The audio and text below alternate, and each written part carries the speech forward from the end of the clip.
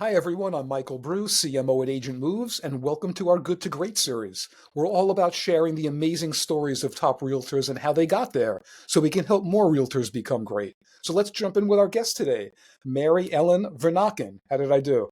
You did great. So it's Vanaken, like Vanaken on the door. So Mary I, Ellen Vanaken. I So how are love you it. doing today? I'm Thank doing you. I was great. able to remember that. So it's a good start. Yes. So I love introducing, agents. If you've been watching some of these videos, not around real estate, we'll talk about that in a moment.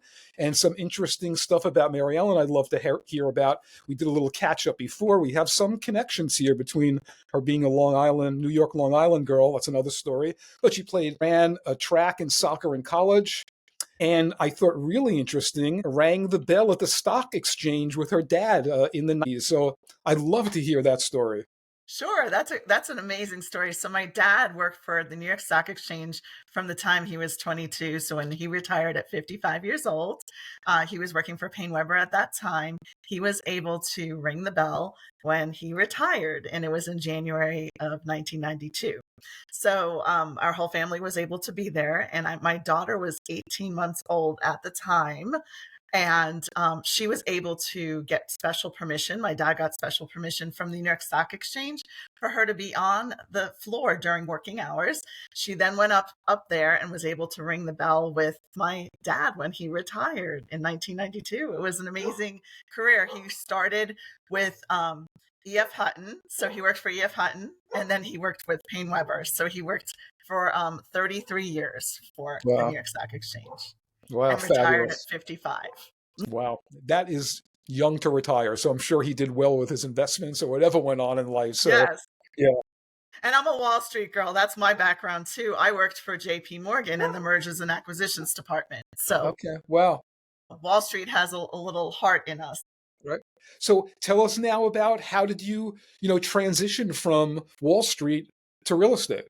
Yeah, so basically, I went from Wall Street, and then I moved down to the Atlanta area, and I was raising my daughter at the time. And what I was doing is basically I was coaching soccer and coaching, doing all the things that moms do. And raising money for the school and doing all those kind of fun things.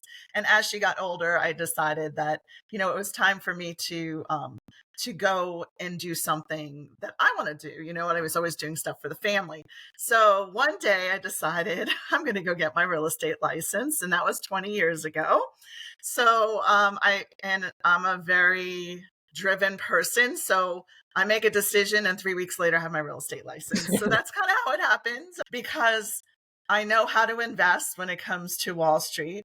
I didn't know a lot about investing in real estate. And my ultimate goal is to help people build wealth, right? So I want to learn all the different avenues that I can help people build wealth.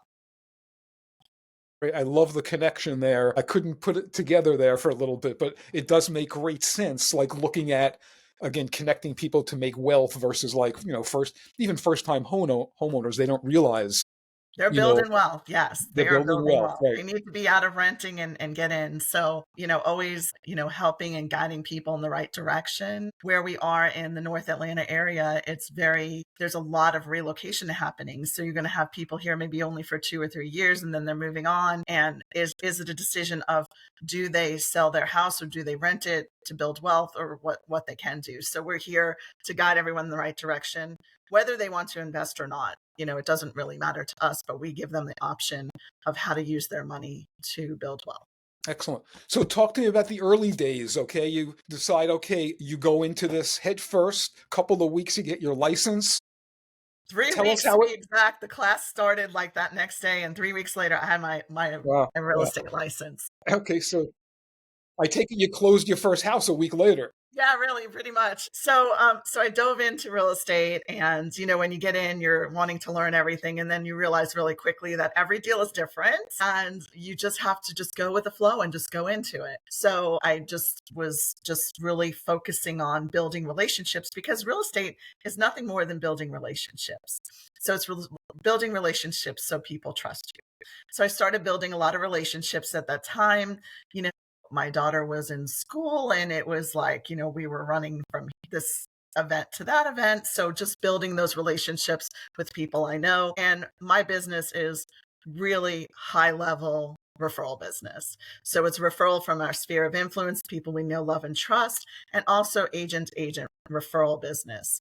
So I've been with Keller Williams for 20 years. So I have been in the same exact office for 20 years.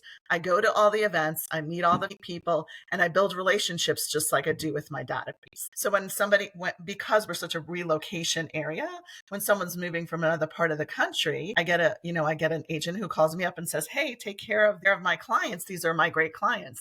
And I love those type of referrals because I know those people, and even though I haven't met them, I know their agent, and it's just great to do the transition from just being, having a great new client, right? That you don't have to knock on doors and do other marketing and stuff. And we're really big on marketing too and branding on my team. So I have a small little team. It's small and mighty. It's myself. We have a director of ops and we have some other admin support in marketing and things like that. And then I have one full-time agent, and then I have another one that's joining me shortly. So it's just a really small team. And we're really about building that client experience for everyone and just giving them love, just loving on the people that we know, love, and trust. Right.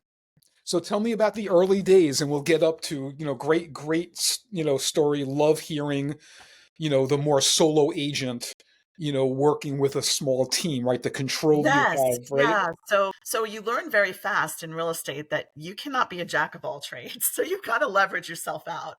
So your first hire is going to be that admin, right? That's going to help you do all the stuff you don't like to do so you can focus on building those relationships.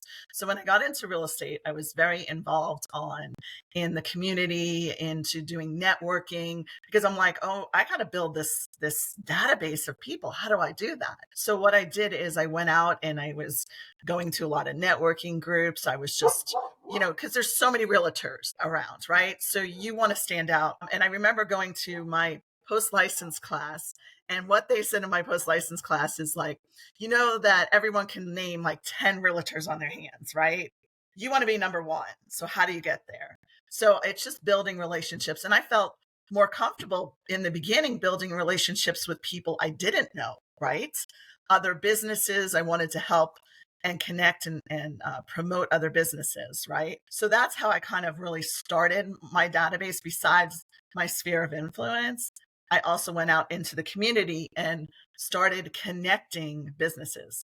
So I think what's really important here is people will always say I'm a big connector. I love connecting. Like, we have 700 agents in our office, and people will call me and say, that are agents, and say, "Who do you know in Tampa, Florida? Who do you know in California?" And I just connect them. And there's nothing benefit for me, but people know that I'm just a really big connector in the community. Whether you need a painter or a landscaper, or you need another agent, or you want to buy a property across the world in Costa Rica or Belgium or Germany, I can connect you to those people.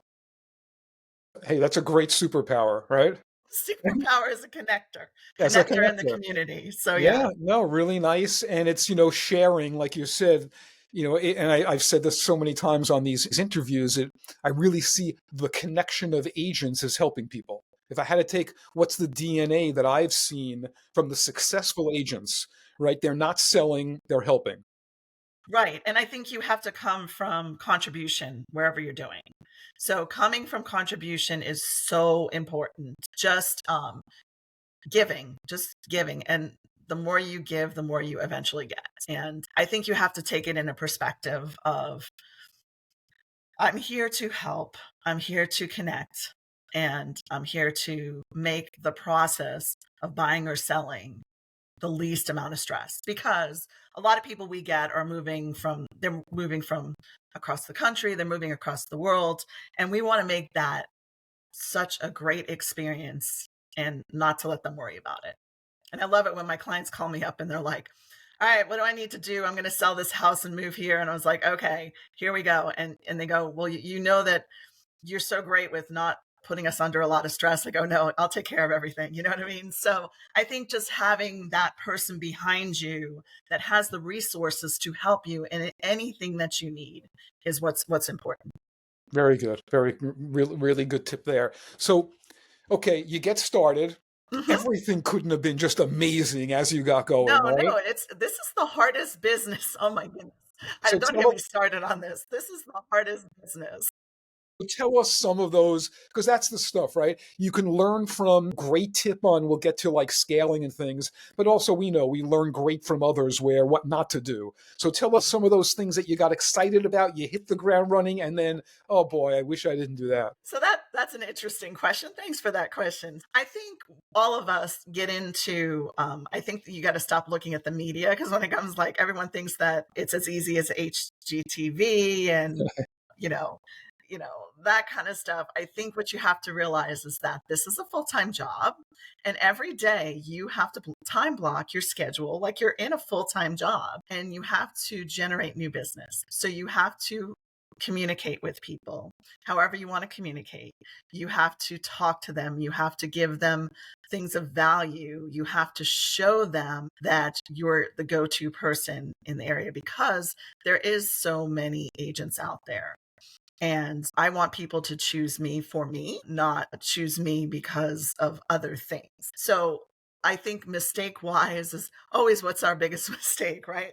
Leveraging sooner, you know what I mean? Leveraging things out sooner. Everyone tries to do everything. I think I was pretty good at that. I did get an admin pretty quickly once I got into the business because I know that I'm good at so many things, but other things I am not good at. Not good at paperwork, not good at that admin stuff. I'm good at building relationships and having events for clients and just being me. And I think that that's what you got to do when you're in this business. Be you. There is no competition. I never look at anything as competition. There's so many agents in this area. I can choose to work with you. You can choose to work with me. So I think that that's what's important too. I've never been desperate for business that I have to take on every client. I think it has to be people have to appreciate what I do and how I do it. We do so many things outside the box that a typical agent does not do. And I think that people, once they see the value in what we bring to the table, they'll choose to do business with us. So give us some of those. So we got the negative was good. So don't try and do everything yourself. And I Right. think as a Exactly. new agent coming in, you do, right? It's like my wife's a therapist and we were doing the billing and we're like, well, this Well, is guess what? crazy. I'm a What? therapist too. Did you not know that? That I if did you're not a know real that. estate consultant, you are a No. therapist. You Well, are. that, yes, I'm that telling I you, know. we're therapists, whether you like it or not. We hear everything and anything, and we'd have to try to calm people down in certain situations and just kind of go from there. So we actually are a therapist, believe it or not. Well, yeah. Didn't go to school for it. My schooling was accounting and finance, Wall Street girl. And then it's like, we really have to be, really in tune to people's personalities and emotions. Yeah. Yeah. So No, in that's real another estate, thing that, yeah. yeah, The lifestyle, why are you moving? Very right. much lifestyle a lot, whether that's divorce, illness, jobs that you don't want to move away from that, right? That people are freaking out over. So yeah, and this has come up many times that I'm talking to agents. Sure. Definitely therapy is that's what you do. Part of this is holding their hand, right? To get them through this life event. Sure. Yeah. And I mean, really, most of the time when people are moving, it is a life event, right? Something has happened in their life, whether good, bad, or ugly, right? Whether like you said, a divorce, a death, or, having a new baby, getting a promotion, getting married, those are the things that people are moving about. And it's like we deal with everything. So I think what's really important is that our clients, we deal at all different price points and we just look and whatever position they are in their lives. Like everyone loves those first time home buyers, right? I still love doing first time home buyers. People like, you've been doing this 20 years. I'm like, listen, I love it because I love to show them the process. They get so excited when they're purchasing their first home. They're nervous and I'm here to guide them so that they won't be nervous and they'll make that decision to get that house. So I think that's what's important is that you have to take what you're doing and you have to look at the different stages they're going in their lives and you just have to guide them in that direction. And being in the business for 20 years, you've seen everything, right? I've seen it. I mean, we could write books. Realtors could write books till they're blue in the face. Sometimes you shake your head and go, I can't believe that just happened, right? So I think you have to be definitely on your feet and knowing what's going on. Yeah. So So tell us some of those unique things that you do that you can share, one or two maybe that others can jump in on and say, damn, I wish I thought of that? Oh, yeah. So, I mean, I have to admit, we have been building our branding and building our marketing. We're very marketing based group, right? So we've been building that for 20 years. So we have a podcast called the Real Estate Ladies of North Atlanta. So I do that with one of my team members, and we talk about what's going on in the Alpharetta, North Atlanta area. We educate people. So I think it's important to educate people, right? I also think it's important that when you're listing a property, you just don't put up a sign. You have to proactively market it. You have to proactively prospect to other agents to see if their clients are interested in the property, especially nowadays. I mean, there's been years where, yeah, you just put you put a sign in the yard and the house sells and for multiple offers. But let's get back. I love being in a balanced market, which is what we are in now, that houses are going to take, maybe 60 days to 90 days to sell. And that's okay. There's nothing wrong with that as long as you're educating people. And I think what we do really well is every week we send this amazing marketing email, how many views we've had on all of our social medias, what we have marketed our properties to the database through email, through Facebook, TikTok, Instagram, and just really we're really marketing enhanced group. And we're pushing that out, and we're doing everything in our power to get you top dollar for your property. Beautiful. Yeah, yeah, very good. So tell me about 2025. You're looking to scale, looking to grow, keep the business Yeah, so solid. 2025 is going is we're very optimistic. I mean, last year was a little challenging, but it wasn't like over the top challenging. It's just that you have got to work a little harder and talk to more people, right? You have to find them motivated. So I think that that's the most important thing that you have to do in 2025 is find the motivated. You might have to talk to more people. We're really getting more involved in the community, trying to promote a lot of local businesses, which I think will help the overall economy in our area. And I think just really going out there and just hitting it hard and just, building those relationships. So when it's time, people are going to raise their hands. And we've been building some really good relationships with some builders as well. And I think that that's important too, that here in Atlanta, we do have a lot of new construction. So we like to sell new construction. Everyone likes a new home, right? You know what I mean? So, so we're hoping that they're building a lot more homes. And as more things come on the market in the springtime, we're just hoping that it just gets kind of back to a normal. Last year there was only 4 million houses sold, the year before 6 million. There's plenty of business for all of us, and there's plenty of business for all of us to get our goals. We just have to work a little harder and build those relationships and not worry about things falling out, because we have seen in the past 2 years a lot of people that have been wishy-washy and terminating contracts and things like that for no specific reason. And I think what's important is really being on top of your clients, educating them, and showing them that they're not making a wrong decision by purchasing this house or selling this house. Very good. Yeah. No, I think you're spot on, because you've been doing this 20 years, you get what the database means to you. Oh, the Right. database is everything. Yeah, Really, it really is. you seem to have gotten it right from the beginning. So that constant building up the sphere, right? We know, X amount, what's going to transact. It was about 6.5% of your database is going to transact each year at a 10-year window, right? Still pretty close to that. And how close are you to owning that 6.5%? And to your point, right? Not a lot of agents have brought this up, right? But your sphere and your past customers are in 6 other agents' databases, Of course they are, right? correct? Of course they are. And so many people, like, because we have such a great website, I can't tell you how many agents come on our website. And I'm like, okay, I know you're an agent. Can you just, you don't have to look. And I mean, I guess you're flattered with that, right? You're flattered that people do that. And, yes, we have pretty things and great presentations and everything. And you know what? We're all for sharing. Go on my website. We have we all have our marketing there. We have everything that we do. So you can't be a secret agent. You have to just be out there and throw it. And I always feel like people want to do business with people they know, love, and trust, right? So how do I build that relationship with that client that I don't know? And build that common trust so that we can work together and I can get your home sold or we can purchase a home for you. Yeah, 100%. Share wisdom, stop selling, and it's all going to happen Yeah, much I'm more not in organically. competition with anyone but myself, right? Like competition to me is myself. Yeah. And you know what? I always tell people, like, give me an opportunity. Like, if I don't earn that listing, then it wasn't meant to be. I will do everything in my power to earn that listing.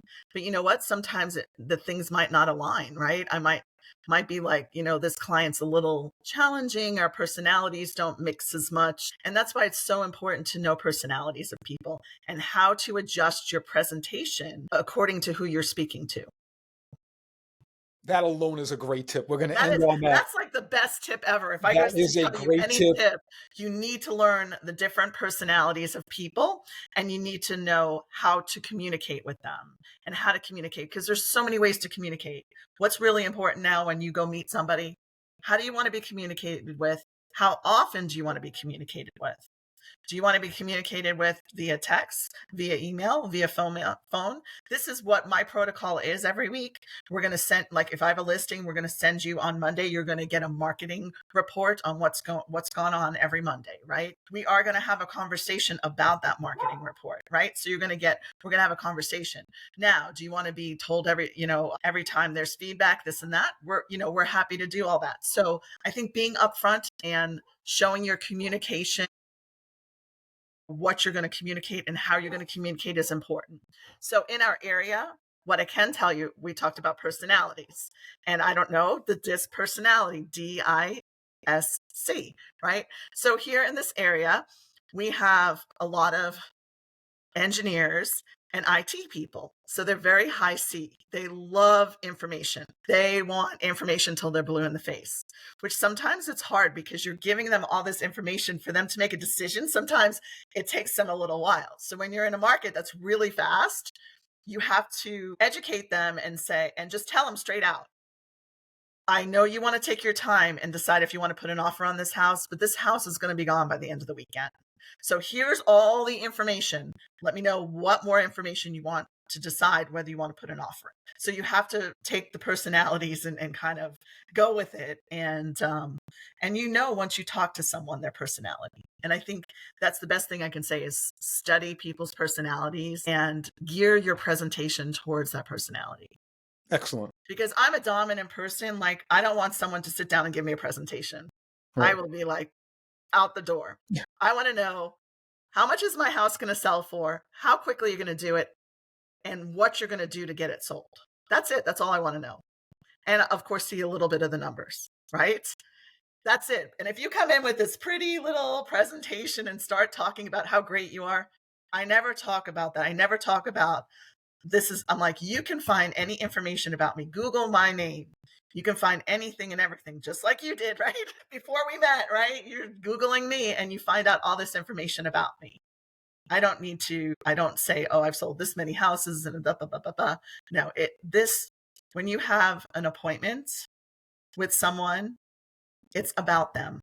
It's about their needs. And the one thing I can say, ask a lot of questions and keep your mouth shut. It's good. You Very like good. that? I like that. Sounds like my wife dealing with, daughter-in-laws. She's like, I keep my mouth shut and my pocketbook open. Just listen to what people say, because really, and asking them a lot of questions and prying questions out of them, you learn what's the main reason, why they have to get to where they need to, what's the determining factor that they're moving to a different place. Yeah, really interesting. Well, this was absolutely fantastic. Great advice. Lots of nuggets of information here today. Sure. Thank you so much for sharing with us. And for those of you watching, please follow Mary Ellen on social, follow us on the YouTube channel and our social. And again, thank you so much. Really appreciate your time and great stuff here today. I appreciate you too. Thank you so much.